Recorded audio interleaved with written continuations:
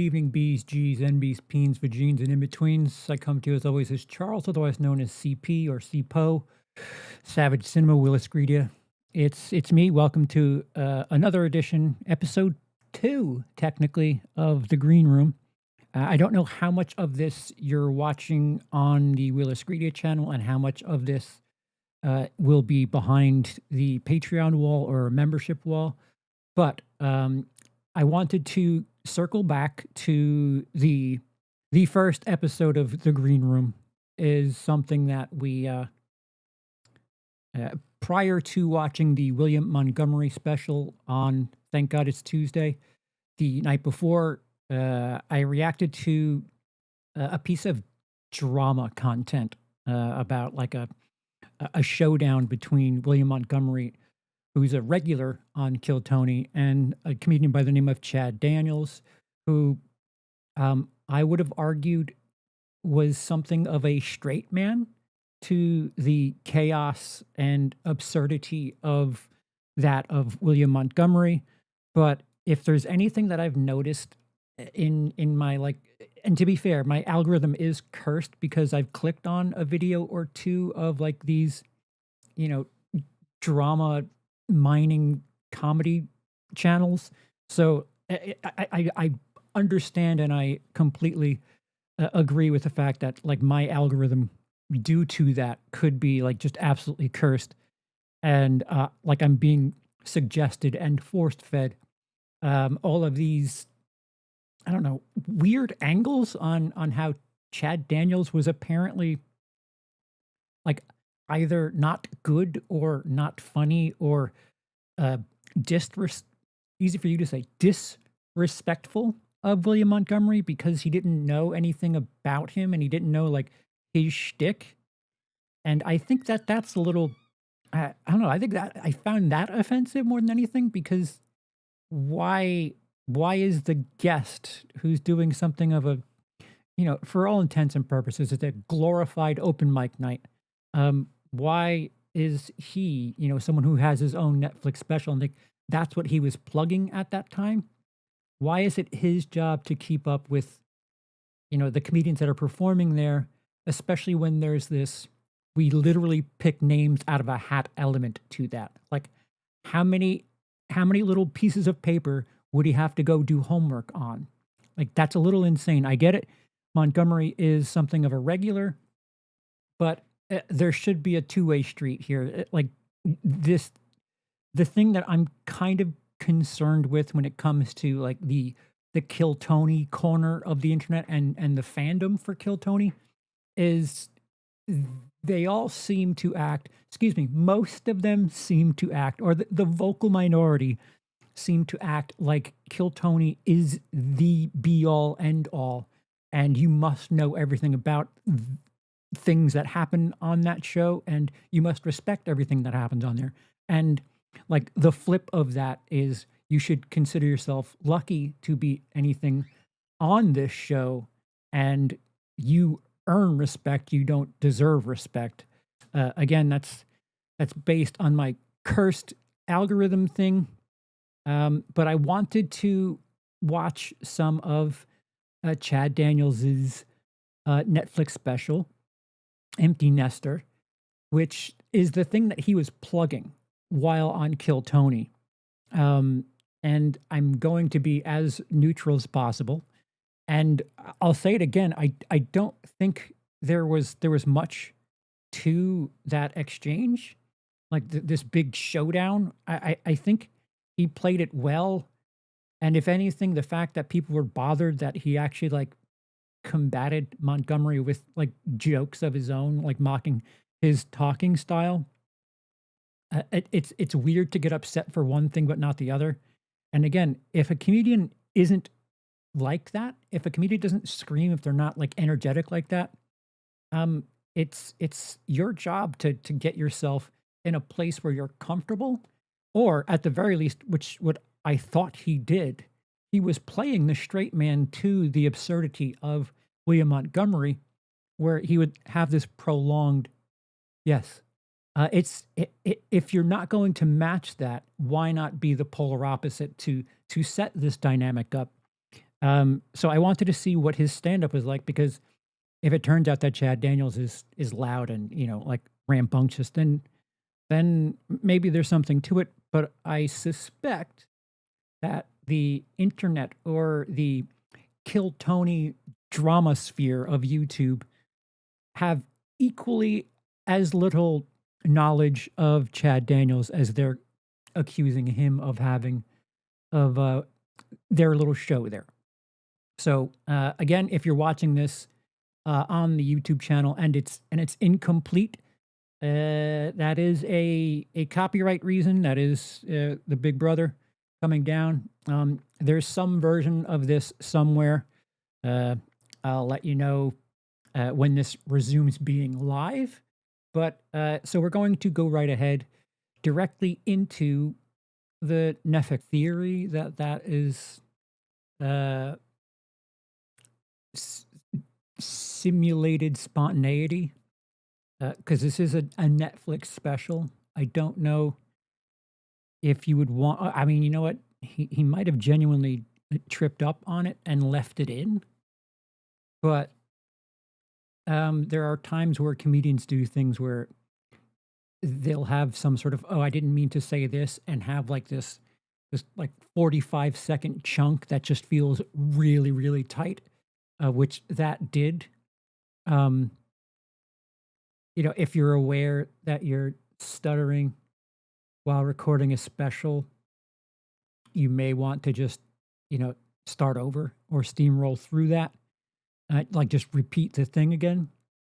I've been around enough stuff and, eh, anecdotal experiences, that would have me leaning towards that was actually, uh, planned.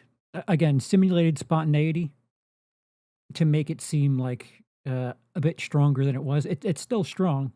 It's just it looks it looks better to people watching if you're like, oh wow, he tripped up and was saying this and made it something else. That's actually still pretty funny.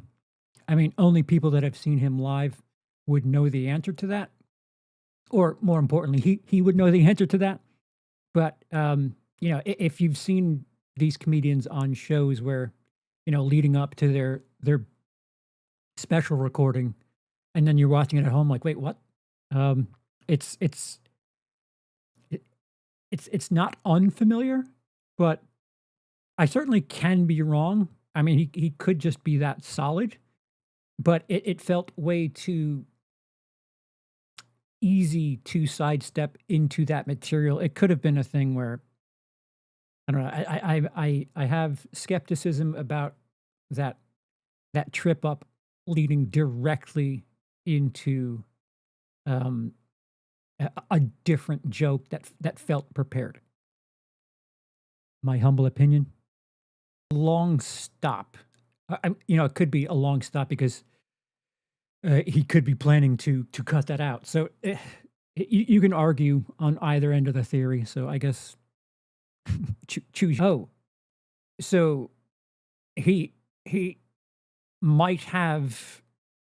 All right, so he to go back and repeat it and leave it in. It may be a genuine slip up, and then he just kept it in because he just went back to the beginning. That's all right. So look at me looking silly, but this is like one little secret that I know something about. Like he just started all over again. This like when they record specials like this, that's you usually film 2 or 3 times and kind of edit around that and figure out what you're actually going to use. So sometimes people will say jokes, 2 or 3 different times, or sometimes one different time and 2 safety ones just to make sure you have extra coverage for whatever reason.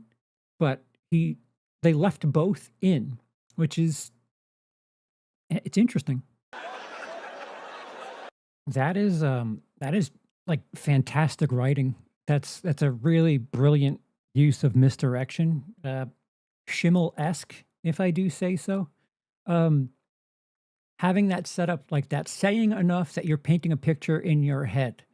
So thinking, all right, a wooden spoon doesn't hurt, but a belt does. And it's kind of like Chekhov's gun because he mentions loosening the belt. So, because of like habit, you're thinking, oh yeah, a belt. People have used belts for beating their kids. Like, the first sign you should say is like, yeah, a wooden spoon would hurt actually. Um, but to take something that you're already thinking about, like you're already going down this road and, you know, you feel like you've been set up for what's going to happen with this belt, but the misdirect of having it be, the belt is loosening because you're taking your pants off, which is, you know, what you would need to fuck. Um, it's something that you're like already invested in the joke and like where is this going?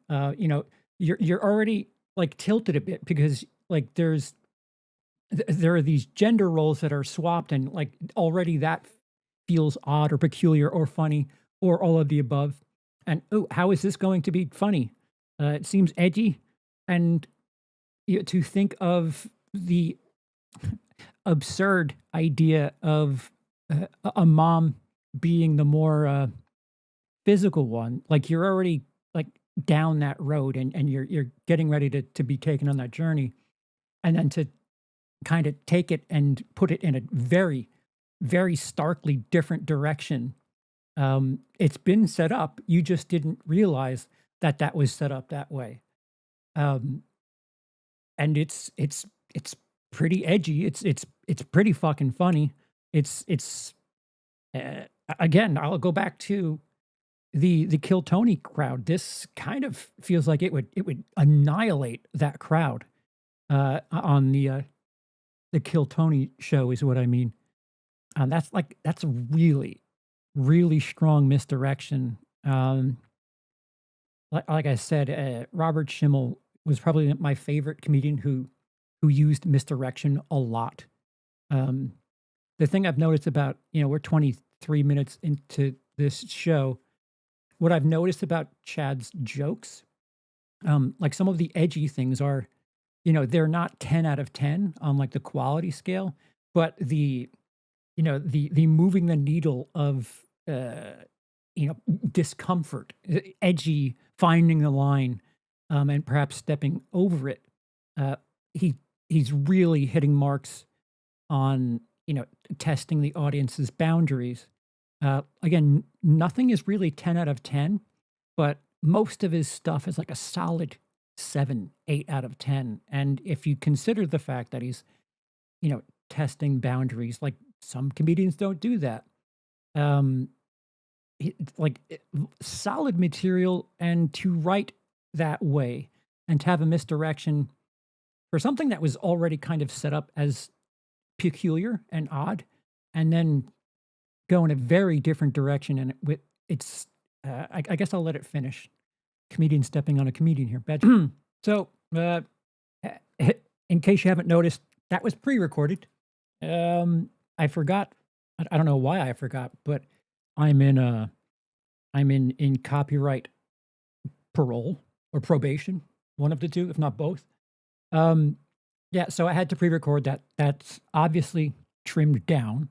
Apologies for that, but even that may still be trimmed.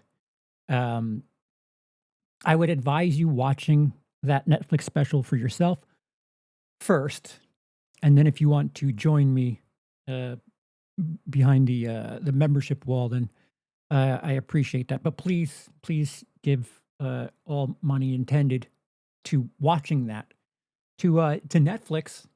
Make sure you have a Netflix subscription and check it out. Watch it on your own anyway, and then watch it with me for my little garbage behind the scenes uh, input. Although, no matter what happens, if you're watching this in the future, they can't claim me talking. So, in case it's trimmed up, you're going to want to watch it and have an understanding of what I'm talking about and where in the show it is. But yeah, uh, it, part of part of being a comedian and being a road comic, um, I had my own little personal hiccups. Um, I wouldn't be any one person's opener, because I did not want to fly. So that kind of limited me on where I traveled. I never traveled very far west of Kansas City. Kansas City, Missouri, not Kansas City, Kansas. Stupidest fucking pair of cities in the world. Kansas City, Kansas, right next to Kansas City, Missouri. Um, I don't. I was in Vegas once. I was in LA once each on the same trip, LA and Vegas. Um, but because I did not want to fly, that kind of restricted me.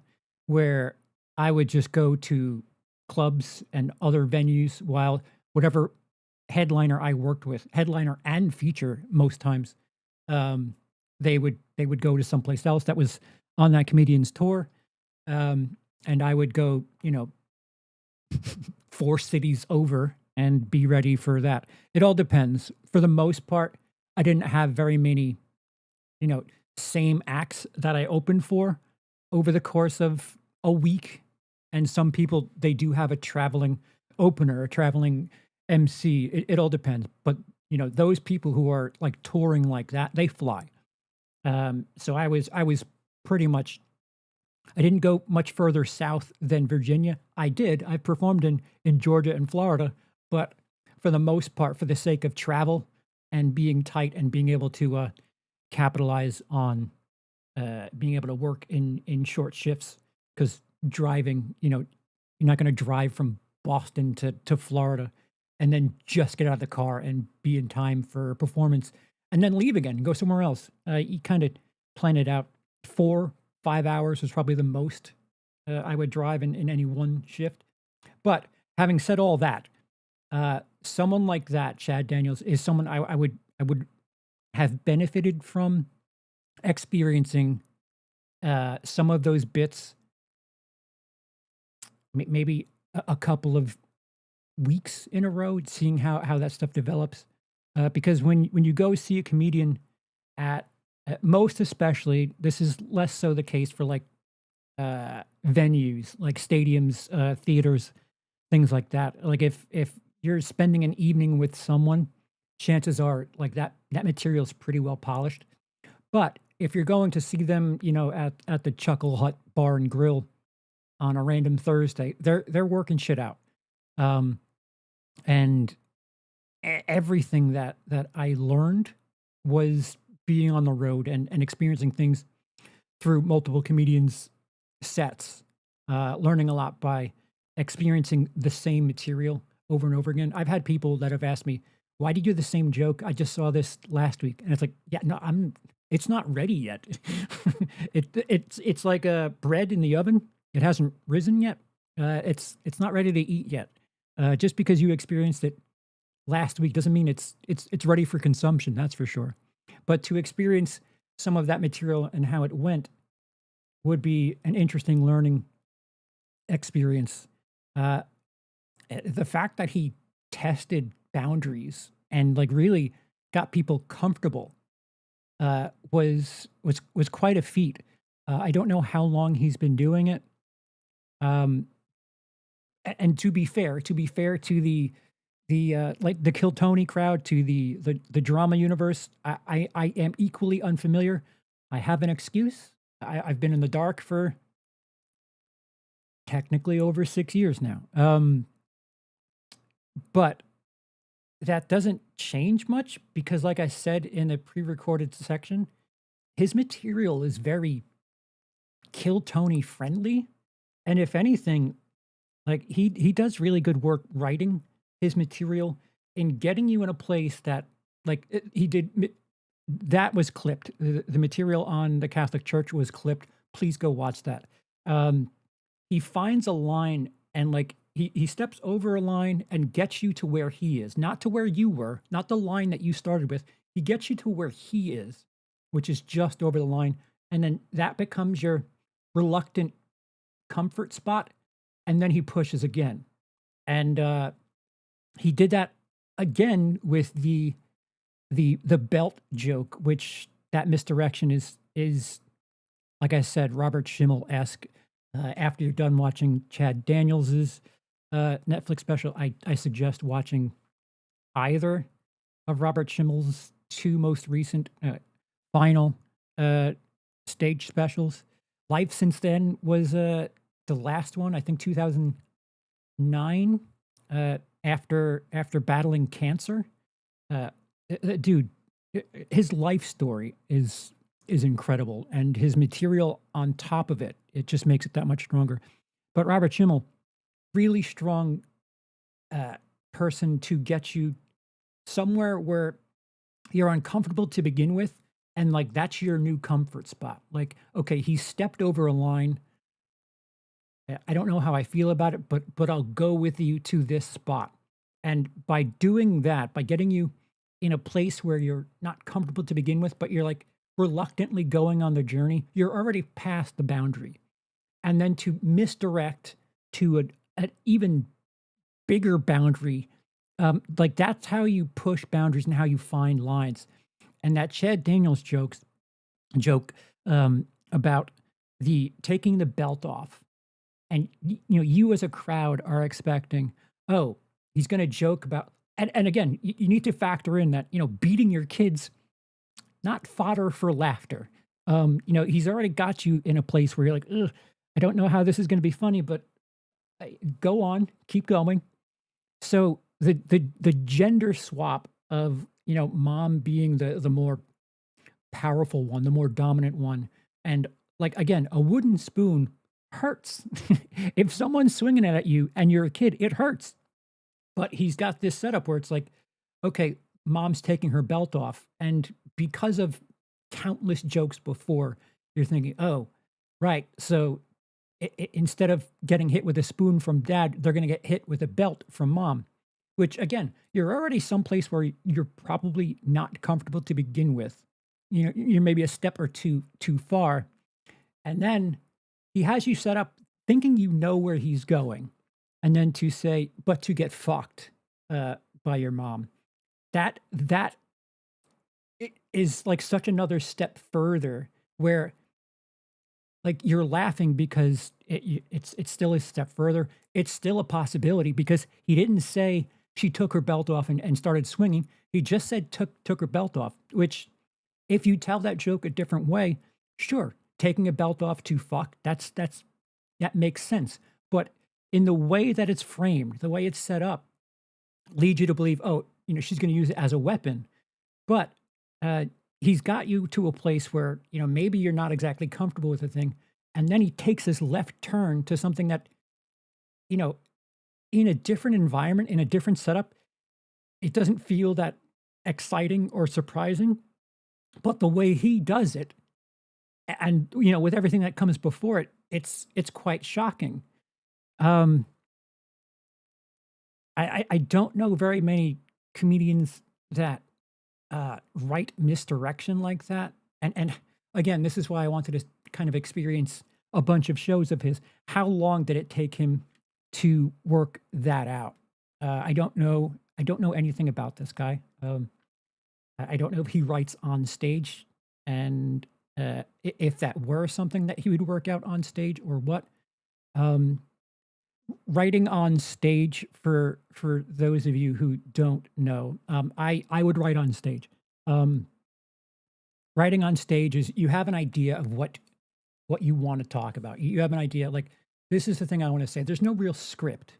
I want to touch this, this, and this, and you go on stage and you work it out yourself. Like you have this memory, like, all right, I got to talk about red, blue, and white, and yeah, like you're figuring it out.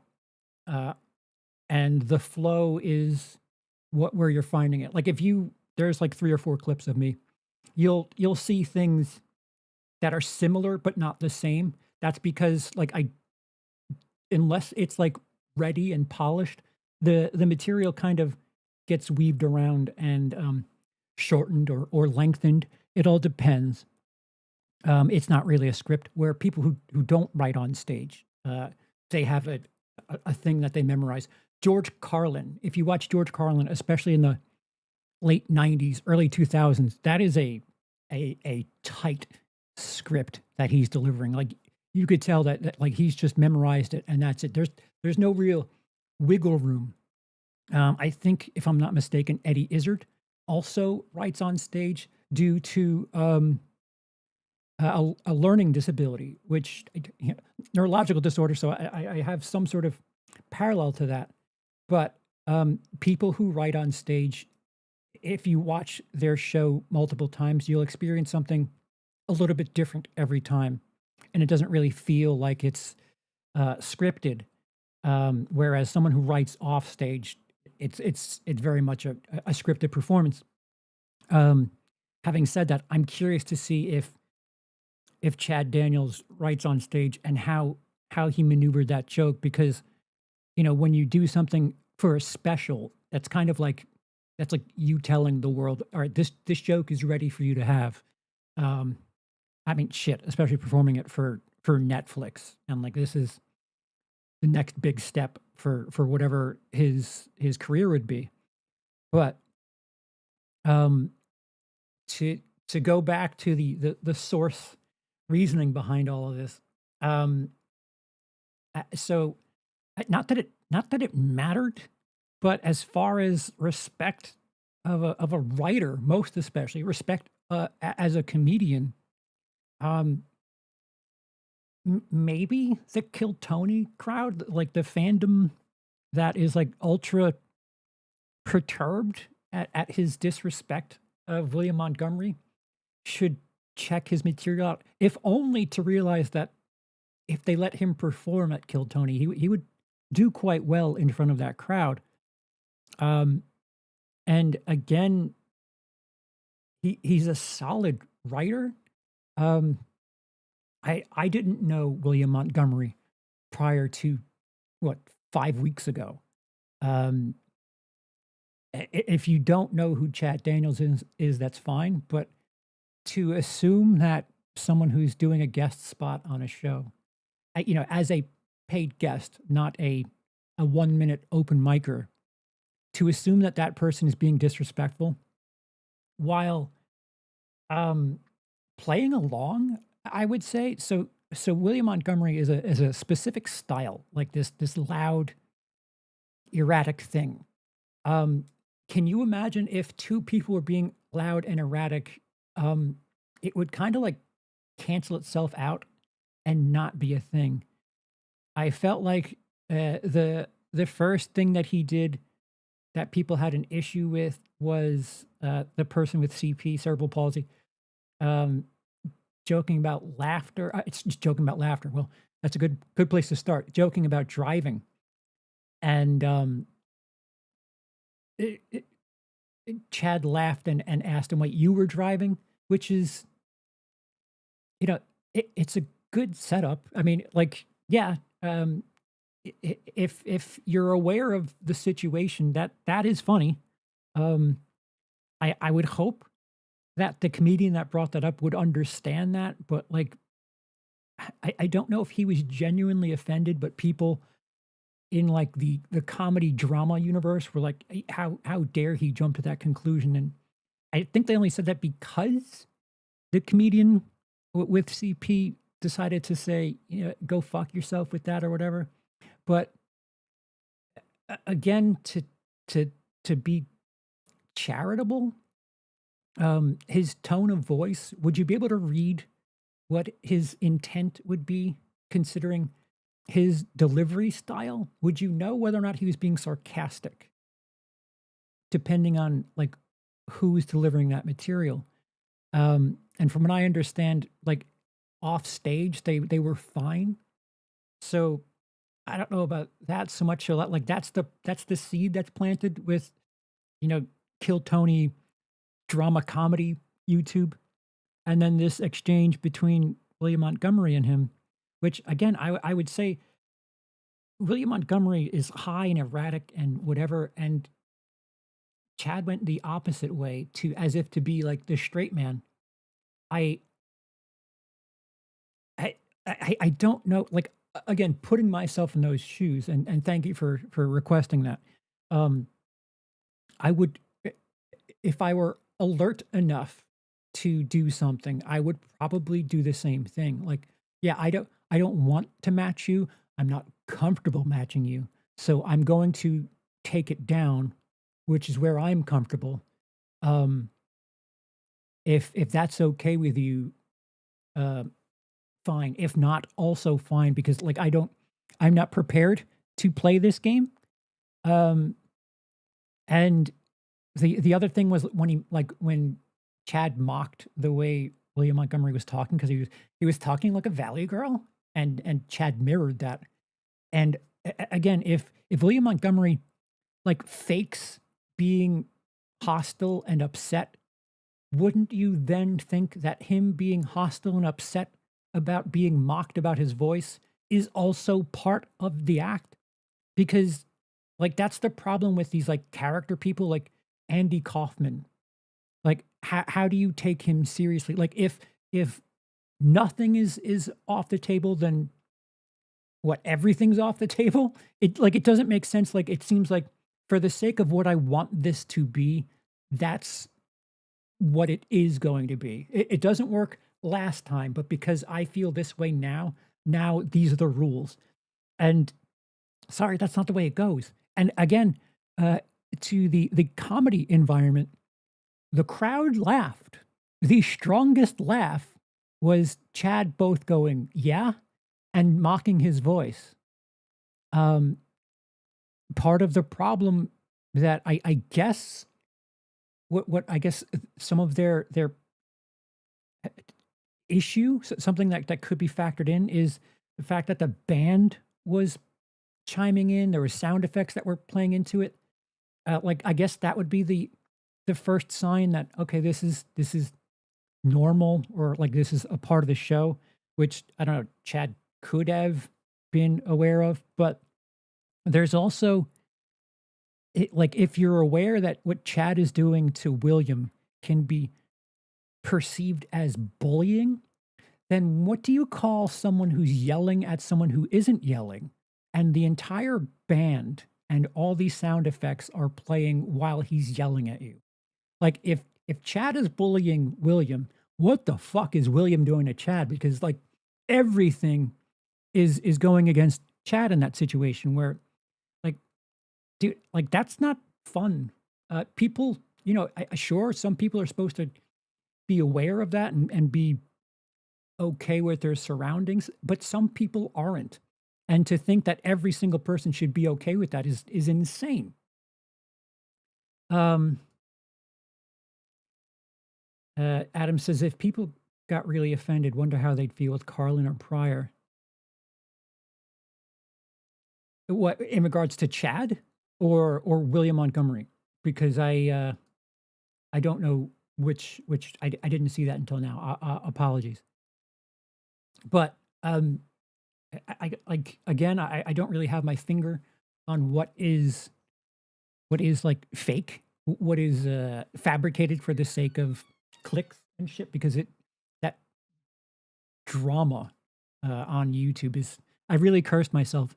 I should make a dummy account to just watch this shit on and let that dummy account get the cursed algorithm in regards to offensive jokes, etc. Yeah, um, I it's odd that all of the best for now. The thing about offensive comedians, Richard Pryor, uh, George Carlin, Sam Kinison, Patrice O'Neill, they're all dead. They're all dead. And the thing is, they took a very long time to get people comfortable with what it was that they were doing. And again, you get people that they're in a spot, like this is my line, and then you find it and you step right over it. And they realize, okay, this guy's a comedian. He doesn't really mean it against what I find to be important, so I'll go with him. And then you over time you realize that that comedian has pulled the line so far past that you know you're comfortable with their material that otherwise would be considered offensive. Which I guess you could say that about Burr now, Chappelle now, um, Ricky Gervais. Although Ricky Gervais I'm a little disappointed in his most recent special where, like, doing material about how you're not allowed to say things, but then just say the thing anyway, like, it feels whiny, um, and plus it was, like, just regurgitated material from 6 years ago. Um, Comedians are supposed to be speaking truth to power, not whining about what they can't do. It's really weird. That's just my interpretation. I would think that Gervais's material was stronger in the past. This wasn't his best special, this most recent one. Um, but yeah, I'm I'm intrigued about Chad Daniels. I'm curious to see what else he has out there. Um, Again, one of those comedians that in another day and time, I'd be interested to see how his material is formed, unless of course he doesn't write on stage, which just watching someone rehearse their lines every week. Um, but I think this is one of those instances where uh, the Kill Tony universe, there's a little bit of a I don't know if it's gatekeeping or what, but there's this like tunnel vision thing where if it happens on Kill Tony, it's the greatest thing ever. It's kind of like that whole, Austin is comedy, and it's like, yeah, no, it's it's it's looking fantastic lately, but it's not the place for comedy just yet. And the thing about comedy is, you get all different spectrums of that art. Where LA, you got all different types of comedy. New York, all different types of comedy. Chicago is where you probably go for um, yes and material. But it seems that Austin is a very specific niche of comedy right now, and uh, I don't know. Until you have I don't know, a person who doesn't fit the Kill Tony mold, and they're like killing it. Forgive the pun. Down in Austin, maybe you could start saying that. But again, it just shows how long it's been since I've performed. Never was Austin, Texas, part of the equation for me traveling, and I've been to Dallas. So again, it's a little close to my border there of Kansas City. I think it's like directly south of Kansas City. Um, so I didn't really travel that far over and that far down from New York. So one way or another, I don't know if I would have made it out to Austin. Although if you just switch the clock around and I were still touring now, I probably would have made it my business to do something in Austin, and that says something. The fact that it wasn't really a viable option for me 10 years ago, and it is very much people are going there for a specific reason. That says something. Um, but at the same time, people who do yes and type material talking about like Chicago, like yeah, if you're doing improv, Chicago is probably the best place to go, but it's not the only place to go. Um, it's just odd that I don't know. There's some sort of fandom thing that's happening. This I don't know, simping, gatekeeping. It's something that I don't really have a finger on, but um, I I I appreciated Chad Daniels' material in that moment. I thought he did fine. Um, I don't know very many comedians on the East Coast that I've worked with that would play along with that. Like, I'll have to ask Gray if we have William Montgomery and Bill Burr going at it, because something tells me that Bill Burr would kind of bring him to his level where he's like ridiculing him. I mean, watch Bill Burr just obliterate the city of Philadelphia for 15 minutes. Um, because I would then say that William Montgomery is in over his head in that moment. but I don't know if Bill Burr would be getting all loud and rambunctious. It's one thing if your style is weird, but if you're going back and forth with someone, there's got to be some sort of tango, some sort of dance there. Because again, if you're just both yelling and screaming and butting heads, what eh, what is entertaining about that? Again, finding the parallels and the straight man to the loud man. Um, that's that's preferable, especially if that's not your style. I don't know. I'm a little in the dark still. So I've watched yet another Kill Tony. I've watched more Netflix Kill Tony than I've watched regular Kill Tony, and the 2026 premiere, Once Upon a Time in Texas, whatever the one that just premiered on Netflix. Saw that. I might want to talk about that a little bit tomorrow night for Ticket because um, uh, I love 1980s, 90s Roseanne Barr. Um, you could tell me that I just don't get it all you want.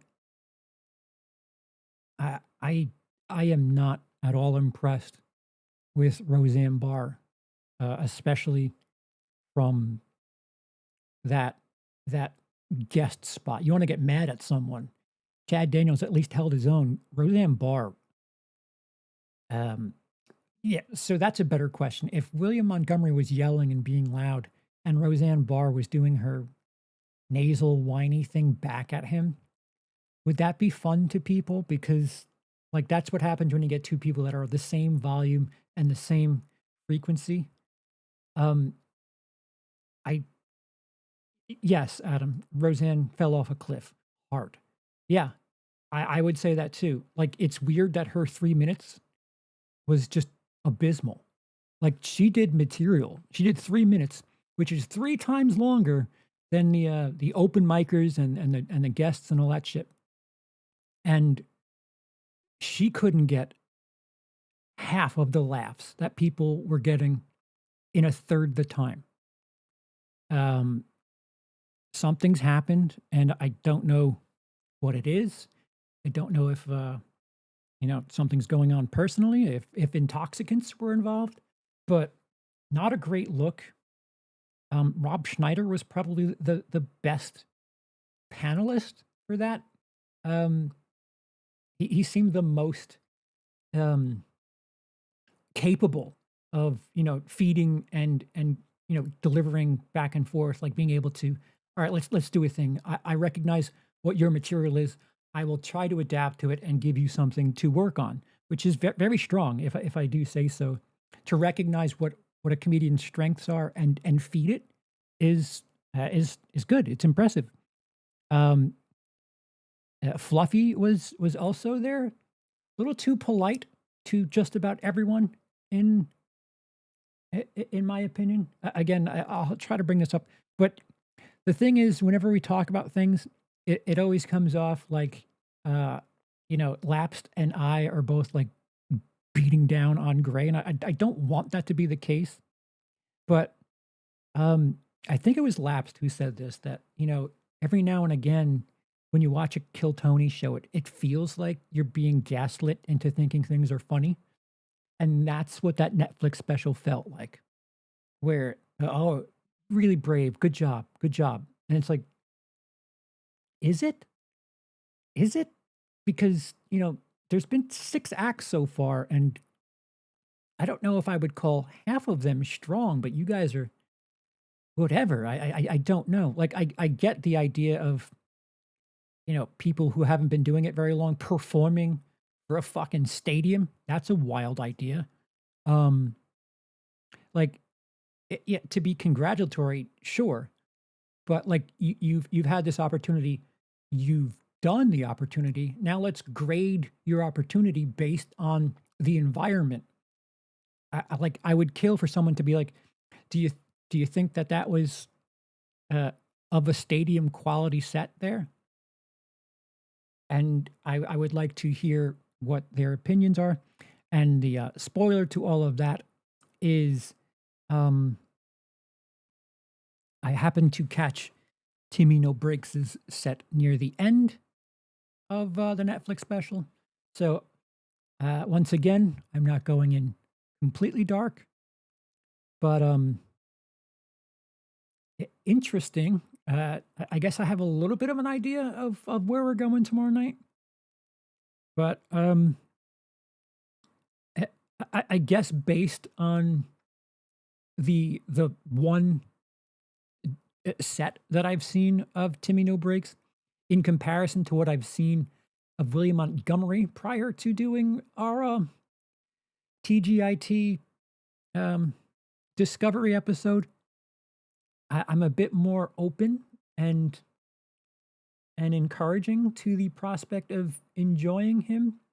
But if you told me before doing last week's episode that I would be convinced that William Montgomery is a better writer, but um, a poor interview, I would have told you you're crazy because, like, I, I guess I thought the opposite. So, like, I went in thinking one thing, and Gray convinced me of something, but it was like the opposite. Like, all right, you know what?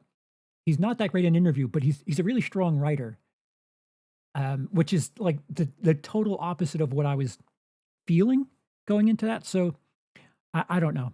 Um, we'll see. But anytime we do these Austin comedians, it feels like Gray's got a big shield, and I'm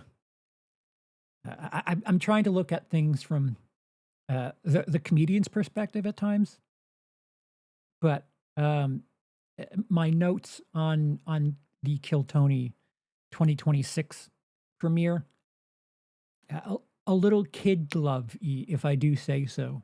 Um, I don't know, like it's easy for me to say here, seated in a office in front of a computer, saying, "Yeah, if I was on stage and I did that type of material, I would want them to be honest with me." But it's easy for me to say that here, but standing up in front of 15,000 people, it's got to feel good. It's got to feel good and have them say things to you that match the feeling. That's intoxicating. Um, but at a certain point, when you come down, you want the honest truth, and maybe that happens off stage. I don't know, but if the Chad Daniels material was chopped, you know damn well I wouldn't be able to watch a full episode of Kill Tony, the Netflix special. But maybe I'll figure something out. But the Kill Tony specials I've seen from Netflix, um, interesting. Like the idea of having like a showcase of comedians for an arena show is really wild. You don't really let the people in the audience get comfortable. Like it's just constantly something else and something else. So something that really does work will be over relatively quick. I guess on the flip side, if something's not working, it won't last that much longer. So it's something of a crapshoot. I don't know if a stadium is the right environment for I for that. Um, don't know if you've covered him, talked about him with Gray and the others, but thoughts on Brad Williams if you've seen any of his specials. Um, I'm not sure. Her brief appearance in Freddy's Dead is funnier than any of her most recent work, and that's in reference to Roseanne Barr. She Devil was like I said, you give me 80s, 90s Roseanne, I'm all about it. 2020s Roseanne. Yeah. Yeah. I'm not familiar. Is Brad Williams Brad Williams, I'm trying to look him up right now.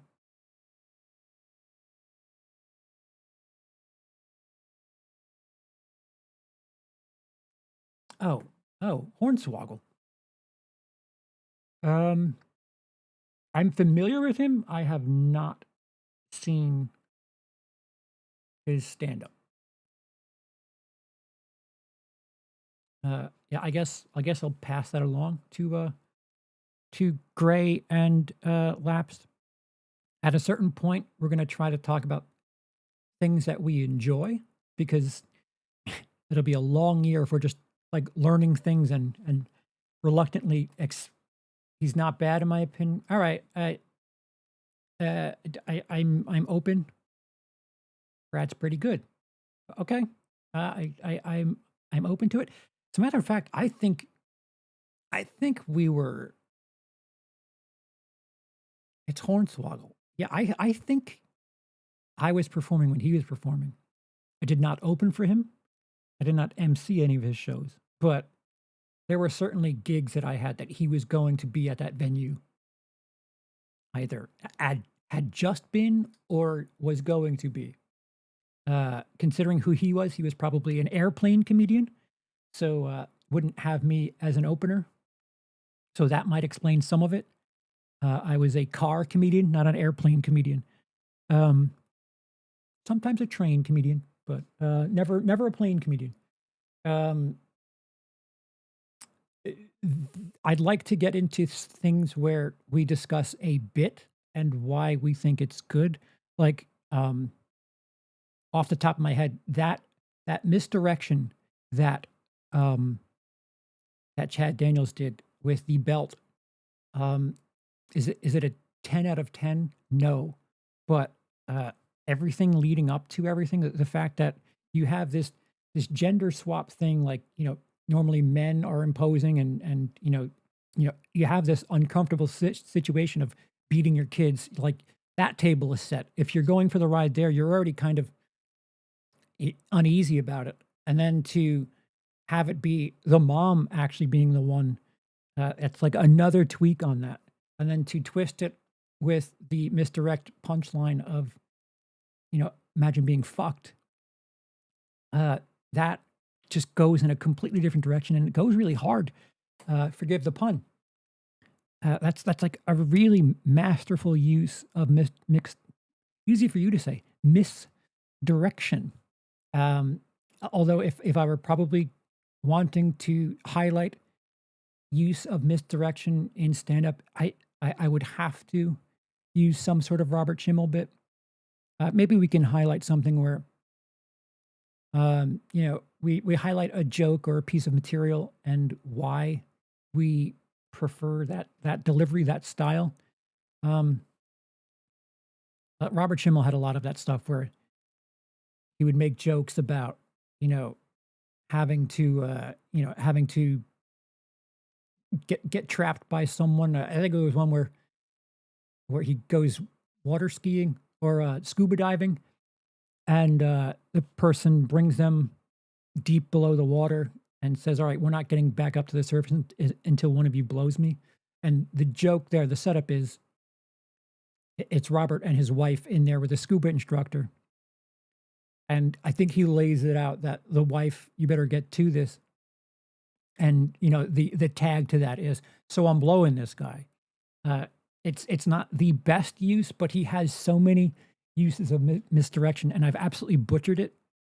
But that Chad Daniels, that belt joke is very strong, um, and it got a very very good laugh. So I'm saying it's not 10 out of 10, but man, they responded like a 10 out of 10, and that type of response is probably my favorite because not everyone in the room is laughing, but the people who are laughing hard. And there's people that are trying to keep themselves from laughing, but are laughing. Like you don't have a full room laughing, but there's like this rolling thunder thing about it that feels good inside as a comedian when you're getting people to laugh against their will, where they're like, oh, I don't think I don't like the idea of laughing at this, but I am laughing at this, and slowly getting more and more people. Um, I think I prefer that response than just a quick 3-second laugh for the entire room. I'm a bit weird though. So what do we know? Um, so that's it. No real, no real verdict on the Chad Daniels, William Montgomery thing. Although I'm intrigued to look a bit more into Chad Daniels and his stand up. Like he's punished with having a very boring white guy name. Like Charles Patterson is like you could tell my name to people, and people that's why I go by CP or went by CP. CP sticks out more than Charles Patterson, Mike Smith, Chad Daniels. It just all sounds very ho hum. Sounds it's like there's 50 of them in the room. Um, so he's kind of punished with that a very unmemorable name, but his material was really strong. I don't know how long he's been doing it. If that was his first special or like he's had a career that's led to that special, but even still, it was well crafted. Um, but yeah, tomorrow night, I'd like to open up a discussion about the Once Upon a Time in Texas, um, the Kill Tony thing, and Gray's got a presentation for uh, Timmy No Breaks. So we're learning much more and more. Thank you to those of you who joined in the chat. And again, watch that Netflix special to get the whole thing. If it's chopped up, join me somewhere else for that.